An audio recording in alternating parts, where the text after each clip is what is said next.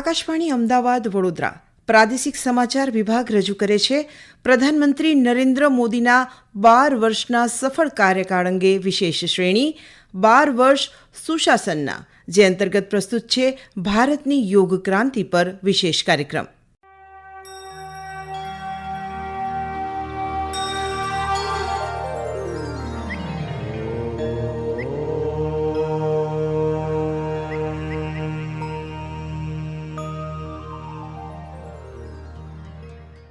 નમસ્કાર શ્રોતા મિત્રો, આકાશવાણીના આ વિશેષ કાર્યક્રમમાં આપનું સ્વાગત છે. 12 વર્ષ સુશાસનના આ શ્રેણી અંતર્ગત આજે આપણે વાત કરીશું ભારતની એ શક્તિ વિશે જેણે સમગ્ર વિશ્વને એકતા અને સ્વસ્થ જીવનનો મંત્ર આપ્યો છે. જી હા દોસ્તો, આપણે વાત કરી રહ્યા છીએ આપણા પ્રાચીન ધરોહર તેવા યોગની. શ્રોતા મિત્રો, છેલ્લા 12 વર્ષમાં પ્રધાનમંત્રી નરેન્દ્ર મોદીના નેતૃત્વમાં યોગ માત્ર એક પરંપરા નથી રહી, પરંતુ એક વૈશ્વિક જનાંદોલન બની ગયું છે, જે ભારતે વિશ્વને આપેલી ભેટ છે. આપણી વર્ષો જૂની આ પરંપરા વૈશ્વિક સ્તરે સ્વીકારવામાં આવી રહી છે, એ આપણા બધા માટે એક મોટી સિદ્ધિ છે. જેમના પ્રયાસોથી આ શક્ય બન્યું છે તેવા આપણા દેશના પ્રધાનમંત્રી નરેન્દ્ર મોદી યોગના માત્ર પુરસ્કર્તા નથી, પરંતુ તેઓ પોતે યોગના સાધક છે. સાંભળીએ તેમના જ શબ્દોમાં યોગની તાકાત. मित्रों, कुछ लोगों को लगता है अगर पद्मासन कर लें तो उसको लगता है कि मोक्ष का रास्ता मिल गया, और इसलिए कुछ लोग आसन को ही योग मान लेते हैं और कभी कभी कहते हैं मैं योग नहीं कर सकता क्योंकि मेरा शरीर झुकता नहीं है, बैंड नहीं होता है, और तभी से उसको योग कठिन लगने लग जाता है. जो लोग सर्कस में काम करते हैं उनका शरीर तो कितना लचीला होता है, हर दिशा में मुड़ता है, रबर की तरह मुड़ता है. क्या सर्कस में काम करना हर व्यक्ति योगी है क्या? अगर शरीर रचनाओं का अंग को मोड़ना मरोड़ना यही योग होता तो सर्कस में काम करना वाला हर व्यक्ति योगी होता. लेकिन योग वह नहीं है.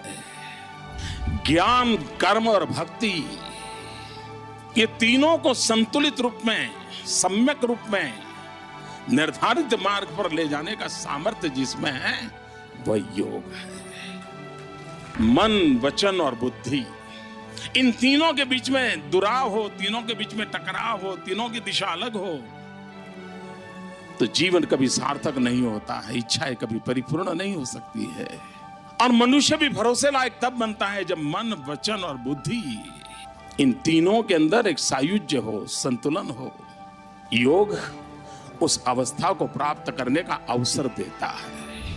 શ્રી મોદી જ્યારે ગુજરાતના મુખ્યમંત્રી હતા ત્યારથી જ તેમણે યોગના પ્રચાર પ્રસાર માટેનું કામ શરૂ કર્યું હતું. ગુજરાત સરકારના નિવૃત્ત અધિક સચિવ CS ચૌધરીએ આ પ્રવાસ વિશે આકાશવાણી સાથે વાત કરતા જણાવ્યું હતું.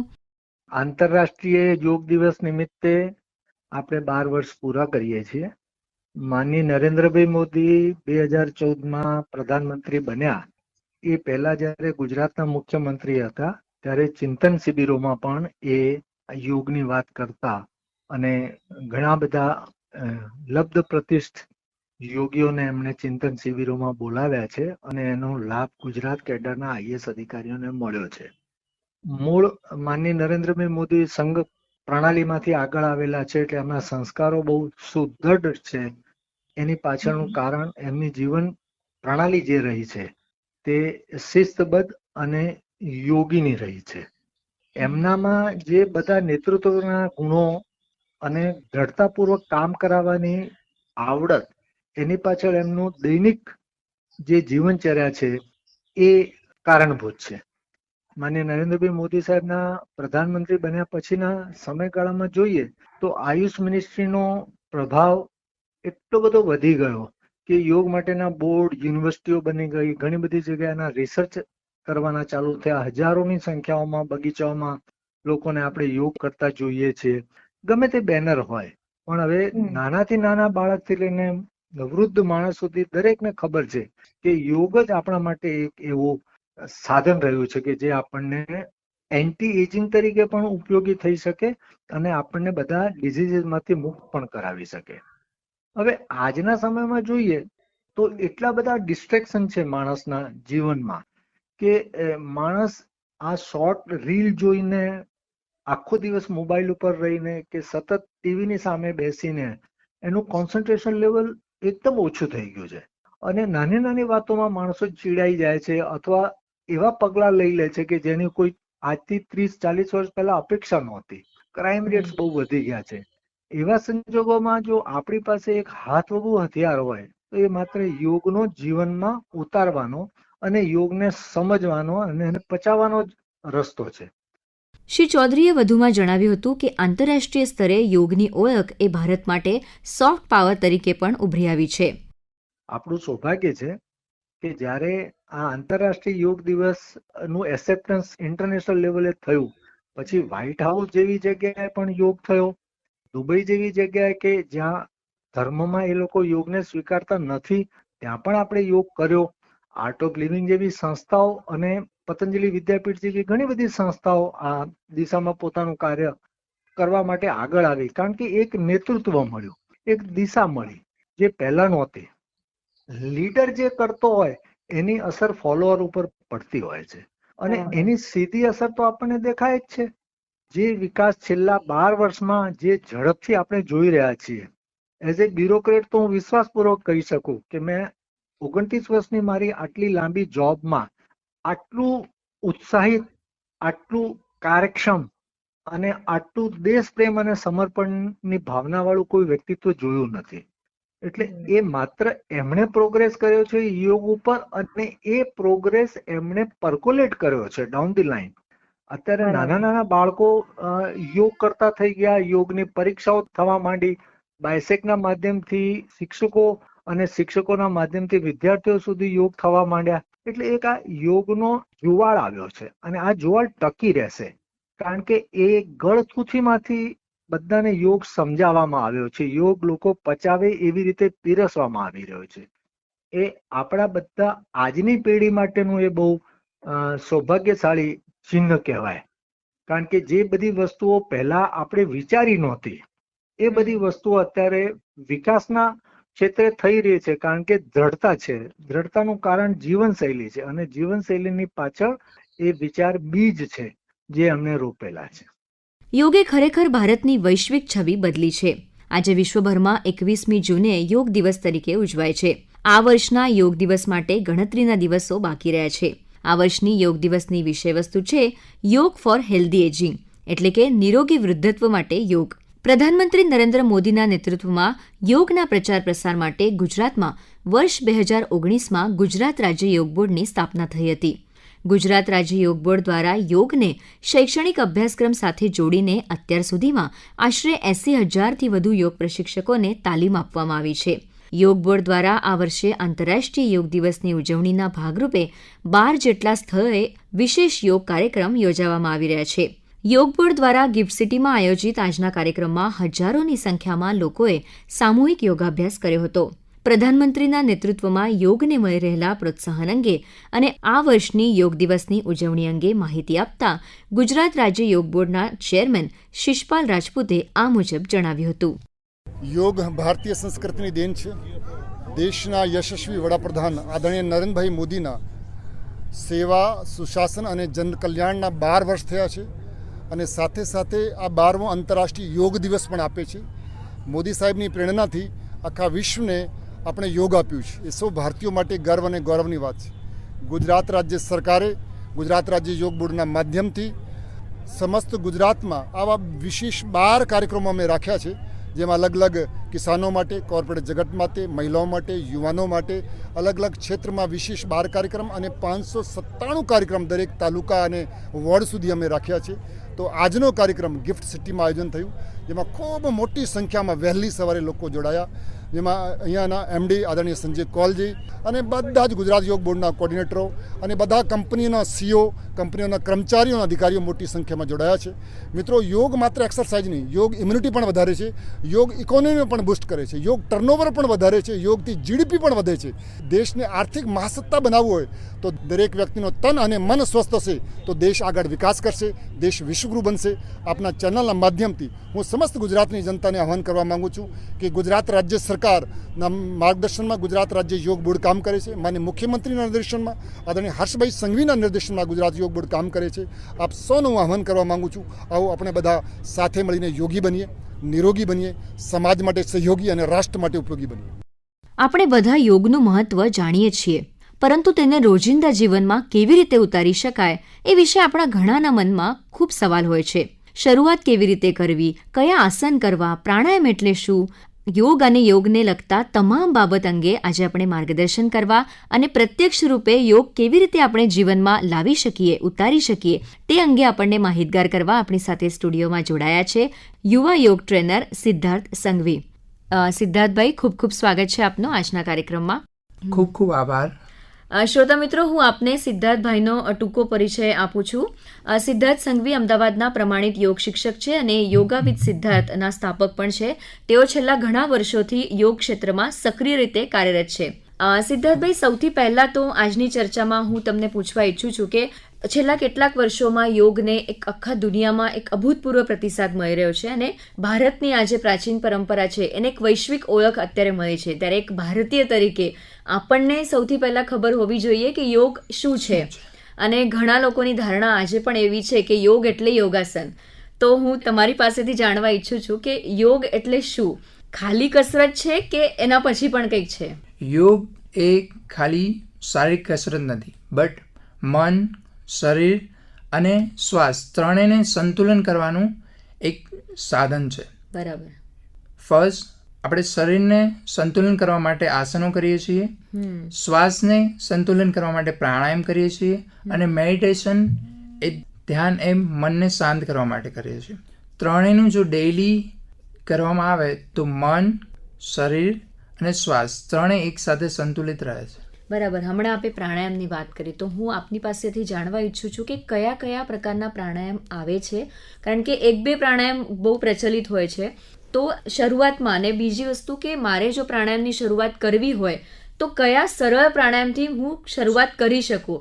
કારણ કે ઘણી વખત યુટ્યુબમાં જોઈને આપણે એકદમ એડવાન્સ લેવલનું પણ પહેલાં જ કરવા જતા હોય છે, તો એ શરીરને નુકસાનકારક પણ થઈ શકે છે. તો તમે શું અમારા શ્રોતાઓને માર્ગદર્શન આપશો કે પ્રાણાયામ કરવા ઈચ્છતા હોય તો ક્યાંથી શરૂઆત કરાય, પછી કેવી રીતે ધીમે ધીમે આગળ વધાય? હા, તો પ્રાણાયામની શરૂઆત સૌથી પહેલા નાડી શુદ્ધિ પ્રાણાયામ છે, જેમાં નાડીઓને શુદ્ધ કરે છે.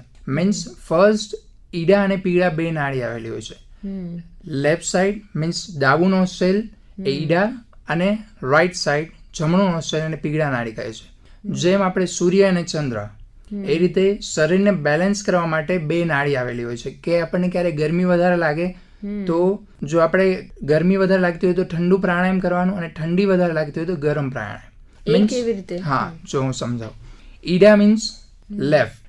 લેફ્ટ એટલે એને ચંદ્ર પ્રાણાયામ કહે છે. મીન્સ જ્યારે આપણને વધારે ગરમી લાગતી હોય કે પિત્ત કે એવું થતું હોય ત્યારે ચંદ્ર શુદ્ધિ પ્રાણાયામ કરવાનું, અને જ્યારે આપણને વધારે ઠંડી કે એવું લાગતું હોય ત્યારે સૂર્ય કે રાઈટ સાઈડથી ઇનહેલ કરવાનું અને રાઈટથી જ એક્ઝેલ કરવાનું. જ્યારે ચંદ્ર લેફ્ટથી ઇનહેલ એન્ડ લેફ્ટથી એક્ઝેલ કરવાનું. શરૂઆત આપણે અહીંયાથી કરી શકીએ. જો ફર્સ્ટ ચંદ્ર શુદ્ધિ પ્રાણાયામ એ આપણા મનને શાંત કરે છે અને લેફ્ટ નોસ્ટ્રેલને શુદ્ધ કરે છે. અને રાઈટ સૂર્ય શુદ્ધિ નારાયણ એમાં સૌથી પહેલા આપણા ડાબા નોસ્ટ્રેલને શુદ્ધ કરે છે અને શરીરમાં ગરમાટ લાવે છે. બરાબર. પછી રોગ ઉપચાર માટે બી પ્રાણાયામ છે, નાડી ભેદન પ્રાણાયામ, જેમાં જે લોકોને સાંધાના દુખાવા હોય, કોઈને હૃદયનો પ્રોબ્લેમ હોય કે હૃદય ફાસ્ટ બીટ કરતું હોય, એમના માટે છે ફર્સ્ટ સૂર્ય ભેદન પ્રાણાયામ, જેમાં જમણા નોસ્ટ્રેલથી શ્વાસ લેવાનું અને ડાબા નોસ્ટ્રેલથી શ્વાસને કાઢવાનું. આ 12 ટાઈમ તમે કરી શકો, બટ એ શિયાળામાં મોર્નિંગમાં. બરાબર. પ્રચલિત પ્રાણાયામ તો અનુલોમ વિલોમ, કપાલભાતિ અને ભ્રામરી પ્રાણાયામ છે, બટ શરૂઆત આપણે નાડી શુદ્ધિ પ્રાણાયામથી કરવી જોઈએ, જેથી નાડી શુદ્ધ થવાથી કપાલભાતિ અને અનુલોમ વિલોમ પ્રાણાયામ સારી રીતે થઈ શકે. માટે સૌથી પહેલા નાડી શુદ્ધિ પ્રાણાયામ, જેમાં લેફ્ટ નોસ્ટ્રેલથી શ્વાસ લેવાનો અને લેફ્ટથી જ કાઢવાનો. બરાબર. એ અને રાઈટથી શ્વાસ લેવાનો, રાઈટથી કાઢવાનો. એ 3 ટાઈમ્સ. એન્ડ ધેન કપાલભાતિ પ્રાણાયામ કરી શકો. કપાલભાતિ પ્રાણાયામ જેટલું બને એટલું સવારે વહેલી સવારે તમારે કરવું જોઈએ, મીન્સ આફ્ટરનૂનમાં ઓછું કરવું જોઈએ, કેમ કે એ ગરમ પ્રાણાયામ છે. ગરમ પ્રાણાયામ હોવાના લીધે તમારે વધારે ગરમી શરીરમાં વધી જશે તો ઇફેક્ટ બી થઈ શકે. એટલા માટે જેટલું બને એટલું સવારે કરવું જોઈએ, પણ એ સલાહમાં કરવું જોઈએ, કોઈ યોગ શિક્ષકની. કપાલભાતી પ્રાણાયામ છે, અનુલોમ વિલોમ પ્રાણાયામ તમે ક્યારે બી કરી શકો. અને આ બધા પ્રાણાયામ તમે ખાવાના 3-4 કલાક પહેલા કરવા જોઈએ, બરાબર, અથવા 3-4 કલાક પછી. એમ્પ્ટી સ્ટમક જેટલું કરશો એટલું સારું છે. ઓકે. અને ભ્રામરી પ્રાણાયામની આપણે વાત કરીએ તો ભ્રામરી પ્રાણાયામ ક્યારે કરી શકાય અને કોને કરવું જોઈએ અને કોને ન કરવું જોઈએ? હા, ભ્રામરી પ્રાણાયામ બધા કરી શકે. ફર્સ્ટ, ભ્રામરી પ્રાણાયામના ફાયદા. ભ્રામરી પ્રાણાયામના ફાયદા છે, એક મનને શાંત કરે છે. જેમને હાઈ બીપીનો પ્રોબ્લેમ હોય, જેમને હાઈ બીપી હોય એમના માટે ખૂબ જ ફાયદાકારક છે. હાઈ બીપીને કંટ્રોલ કરે છે. અને જેમને ઊંઘનો પ્રોબ્લેમ હોય, જેમને સ્લીપ સારી ના આવતી હોય, એમના માટે બી એ બહુ જ સારું છે. ભ્રામરી પ્રાણાયામ મનને શાંત કરી અને સારી એવી સ્લીપ આવવામાં મદદ કરે છે. માટે ભ્રામરી પ્રાણાયામ તમે ક્યારે બી કરી શકો.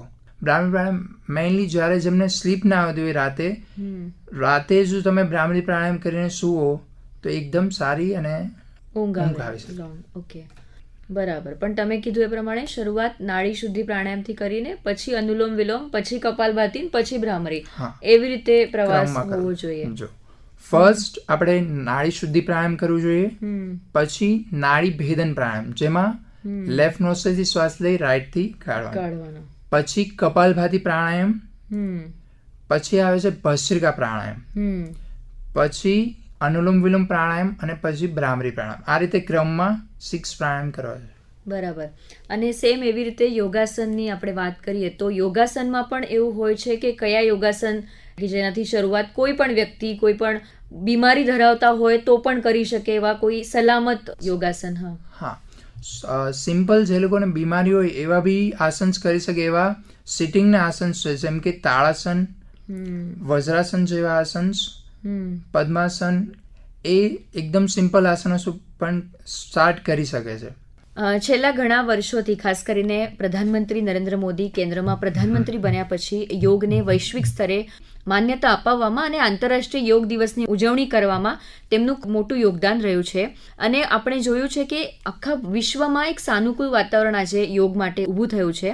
તો આ પરિવર્તન જે આવ્યું છે અને આ જે જનજાગૃતિ છે એને તમે કેવી રીતે જુઓ છો? ખરેખર યોગ તો હજારો વર્ષોથી ભારતની સંસ્કૃતિ ભાગ રહ્યો છે, પણ આખી દુનિયા સુધી પહોંચાડવા માટે પ્રધાનમંત્રી નરેન્દ્ર મોદીના ભૂમિકા ઘણી મહત્વની રહી છે. તેમના પ્રયાસોથી જ આજે 21 જૂન સમગ્ર વિશ્વમાં આંતરરાષ્ટ્રીય યોગ દિવસ તરીકે ઉજવાય છે. એક ભારતીય તરીકે આપણને ગર્વ થાય છે. આપણા આ પ્રાચીન સંસ્કૃતિને વૈશ્વિક સ્તરે સ્વીકાર મળ્યો છે. બરાબર. અને આ વર્ષની યોગ દિવસની જે વિષય વસ્તુ છે એ યોગા ફોર હેલ્ધી એજિંગ, એટલે કે નિરામય વૃદ્ધાવસ્થા માટે યોગ. તો આપણે વાત કરીએ આજના જ્યેષ્ઠ નાગરિકોની, વરિષ્ઠ નાગરિકોની, તો એમના માટે એમને આરોગ્ય જાળવવા માટે અને સ્વસ્થ રહેવા માટે યોગ કેવી રીતે મદદરૂપ થઈ શકે? આ વખતે 21 જૂન આંતરરાષ્ટ્રીય યોગા દિવસનો એજન્ડો છે યોગા ફોર હેલ્ધી એજિંગ. વૃદ્ધાવસ્થા સ્વસ્થતા જાળવવા માટે યોગ એક અત્યંત અસરકારક છે. યુવાનીમાં શરીર સંપૂર્ણ વિકાસ પામેલું હોય, હાડકાં મજબૂત હોય છે, સંપૂર્ણ વિકાસ પામેલું હોય છે, અને સ્નાયુઓ સ્થિતિસ્થાપકતા પણ યોગ્ય પ્રમાણમાં હોય છે. પરંતુ શરીર જેમ જેમ વૃદ્ધાવસ્થામાં તરફ જવા લાગે છે ત્યારે હાડકાં નબળા થતા જાય છે અને સ્નાયુઓની સ્થિતિસ્થાપકતા ઓછી થતી જાય છે. માટે જો શરીર ધીમે ધીમે અક્કડ અને બરડ તરફ જવા લાગે છે, આવું ના થાય, સુંદર અને આરોગ્યમય જીવન જીવવું હોય તો નિયમિત યોગ અને અભ્યાસ કરવાથી આ નિયમિત યોગને અભ્યાસ વૃદ્ધાવસ્થામાં સ્વસ્થ અને સ્વતંત્ર રહેવાનો સક્ષમ બનાવે છે. તો વૃદ્ધાઓ માટે જેમ જેમ આપણી ઉંમર વધતી જાય છે એમ એમ આપણા શરીરમાં હાડકાં થોડા નબળા પડતા જાય છે અને સ્નાયુઓ એકદમ નબળા પડતા જાય છે. માટે આમાં વૃદ્ધ લોકોએ વધારે ધ્યાન આપવું જોઈએ જેથી તેમના સારું નિરામય જીવન જીવી શકે. તો ફર્સ્ટ આપણે જાણીએ કે વૃદ્ધોએ શું શું કરવું જોઈએ. એના માટે એમને સ્ટાર્ટ સૂક્ષ્મ વ્યાયામથી કરવું જોઈએ. સૂક્ષ્મ વ્યાયામ એટલે શું? સૂક્ષ્મ વ્યાયામ એટલે શરીરના કોઈ પણ જોઈન્ટ્સને તેની ક્ષમતા પ્રમાણે વાળવાની ક્રિયા. મીન્સ આપણા એલ્બોનો જોઈન્ટ્સ એ 180 ડિગ્રી સુધી વળી શકે છે અને 180 ડિગ્રી સુધી સીધો થઈ શકે. એ રીતે જોઈન્ટ્સને આપણે ઓપન કરવું એ જ સૂક્ષ્મ વ્યાયામ. તો માટે આપણા જોઈન્ટ્સ એ બધા વાયુથી ભરાઈ જાય છે. વાયુ ખાલી પેટમાં જ નથી હોતો, બટ જોઈન્ટ્સમાં પણ હોય છે. માટે આપણે થોડી કસરત કરતું રહેવું જોઈએ. સૂક્ષ્મ વ્યાયામ એ બેઝિકલી એના માટે જ છે કે આપણા શરીરમાં વાયુ ના ભરાઈ જાય અને આપણા જોઈન્ટ્સ નબળા ના પડી જાય અને સ્નાયુઓ એકદમ નબળા ના પડી જાય અને શરીરની સંતુલન શક્તિ એ એકદમ સ્ટ્રોંગ રહે, મજબૂત રહે. એના માટે સૂક્ષ્મ વ્યાયામ કરવામાં આવે છે. તો જો વૃદ્ધો એ નીચે બેસીને આસનાસ ના કરી શકે તો ચેર યોગા છે, ચેર યોગા કરી શકે છે. અને વૃદ્ધોએ શું ના કરવું જોઈએ, તેમને રાતે જલ્દી સૂવાની ટેવ પાડવી જોઈએ, જેથી તેમની સ્લીપ વધારે સારી થઈ શકે. અને થોડું હેલ્ધી ખાવાની ટેવ પાડવી જોઈએ, જેથી તેમની પાચન શક્તિ થોડી નબળી હોય છે, એટલે જલ્દી જમવાની બી ટેવ કરવી જોઈએ. અને સાથે સાથે થોડી કસરતોને નિયમિત રીતે કરે તો એ સ્વસ્થ અને સ્વતંત્ર જીવન જીવી શકે છે. બરાબર. આપણે હમણાં વૃદ્ધોની વાત કરી, પણ આધુનિક જીવનશૈલીમાં અત્યારનું જે વર્કફોર્સ છે, યંગ જનરેશન છે, એમને જીવનશૈલીમાં એક બહુ મોટા પાયે પરિવર્તન આવી રહ્યું છે. કારણ કે સ્ટ્રેસ પણ છે અને બેઠાડું જીવન પણ છે. એના કારણોસર ઘણી બધી બીમારી જે છે એ બહુ વહેલી ઉંમરે શરૂ થઈ જાય છે. ખાસ કરીને લાઇફસ્ટાઇલ ડિઝીઝની આપણે વાત કરીએ તો એવા લોકો માટે કે જેમની પાસે સમય પણ ઓછો છે અને જેમનું જે કામનું જે નેચર છે એ પણ બેઠાડું છે, તો એ લોકો કેવી રીતે યોગ કરી શકે અને એમના માટે ખાસ તમે શું કહી શકશો? જેમનું બેઠાડું જીવન છે એ લોકો સ્ટાર્ટિંગમાં 10 થી 15 મિનિટ ડેઈલી સવારે થોડા ડીપ બ્રીધિંગ અને થોડા એવા આસનો જેમ કે સૂક્ષ્મ વ્યાયામ જે સ્પેશિયલી એના માટે બનાવેલો છે કે જે લોકો કંઈ વર્ક કરતા હોય તે માટે નેક, બેક ને પેન થોડું થતા હોય છે, એ લોકો માટે બેકના સ્પેશિયલ આસનો જેવા કે સેતુબંધાસન એ કરી શકે અને પવન મુક્તાસન જેવા હળવા આસનો કરી શકે. બરાબર. અને બીજી વસ્તુ આપણે મહિલાઓની વાત કરીએ, કારણ કે મહિલાઓનામાં પણ આજકાલ હાર્મોનલ ઇમ્બેલેન્સના ઘણા કેસ જોવા મળે છે અને આજકાલની જે લાઇફસ્ટાઇલ છે એના કારણોસર 40 ઉંમર ના થાય તો ઘણી બધી બીમારીઓ અને નાની મોટી શરીરની ફરિયાદ શરૂ થતી હોય છે. તો મહિલાઓ માટે તમે શું કહેશો કે ખાસ તો એ લોકોમાં જે સ્પેસિફિક પ્રોબ્લેમ્સ હોય છે તો એમાં એ લોકો કેવી રીતે યોગને અપનાવી શકે? હા, મહિલાઓને સ્ટાર્ટિંગમાં એવું વિચારે છે કે ઘરનું કામ કરી એટલે કસરત કરી લીધી, બટ એવું નથી. રોજની પોતાની માટે 10 થી 15 મિનિટ યોગા માટે અથવા વોકિંગ કે થોડું જોગિંગ એના માટે થોડો ટાઈમ કાઢવો જોઈએ. થોડા 10 થી 15 મિનિટ સૂર્ય નમસ્કાર સાથે મહિલા માટે સ્પેસિફિક આસનો જેવા કે બટરફ્લાય પોઝિશન એન્ડ જે હિપને ઓપન કરે એવા આસનો એ બધા ડેઈલી થોડા કરવા જોઈએ. બરાબર.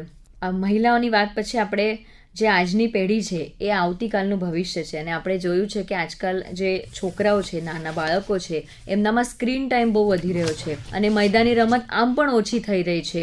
તો એવા બાળકો યોગને કે કસરતને અપનાવે એ ખરેખર જરૂરી તો છે પરંતુ થતું નથી અત્યારે.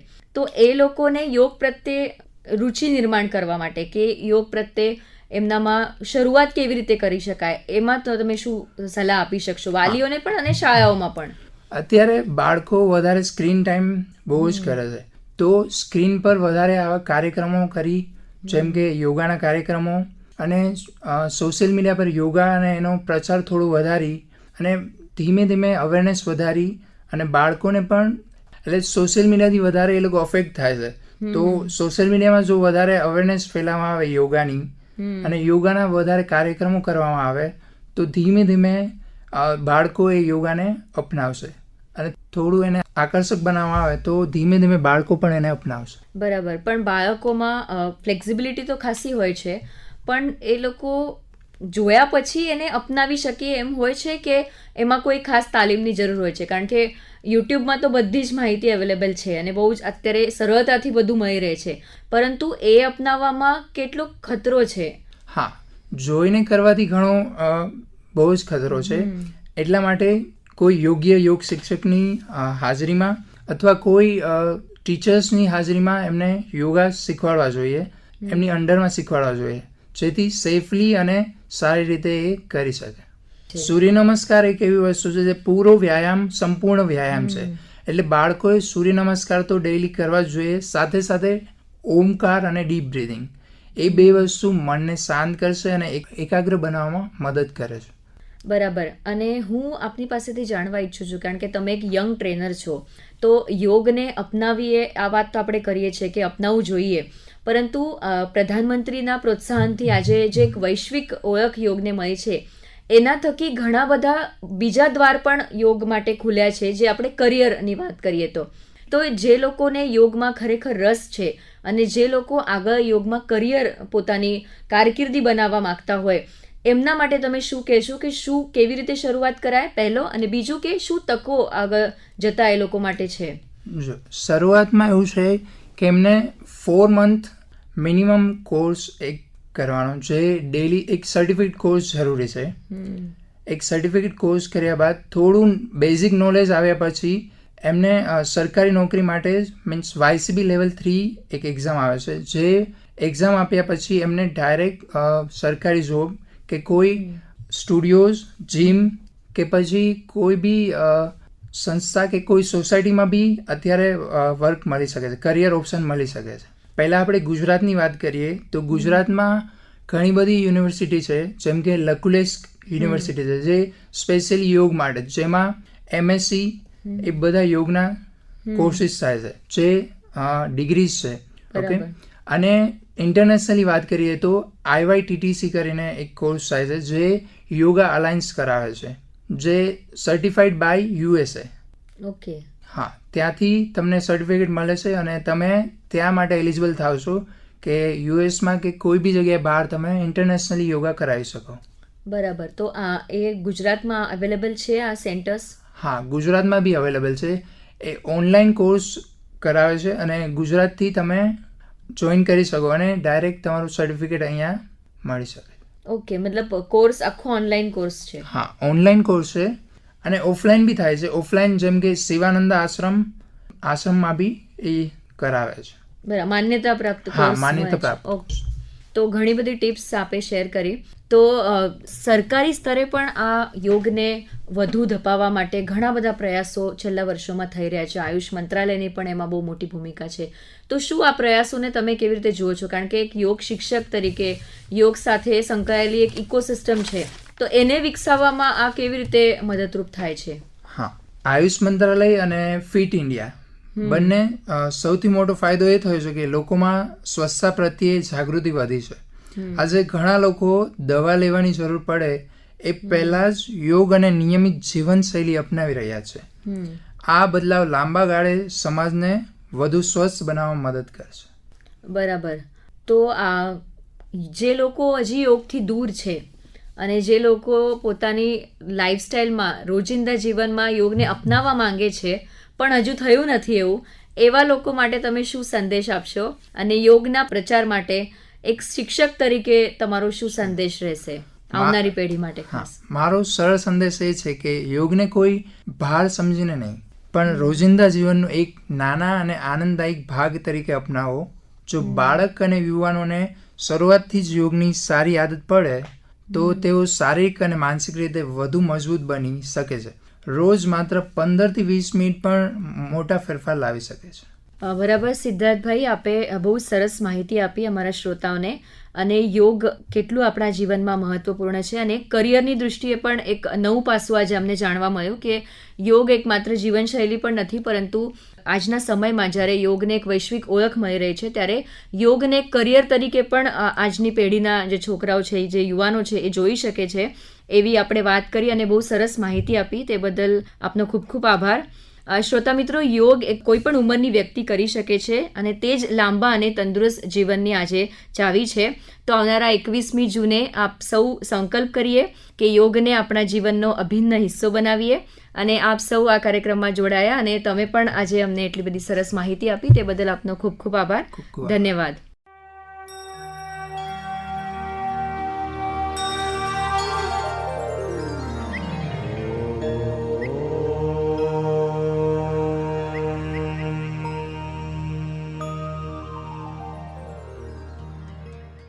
હમણાં જ આપ સાંભળી રહ્યા હતા 12 વર્ષ સુશાસનના શ્રેણી અંતર્ગત ભારતની યોગ ક્રાંતિ પર વિશેષ કાર્યક્રમ.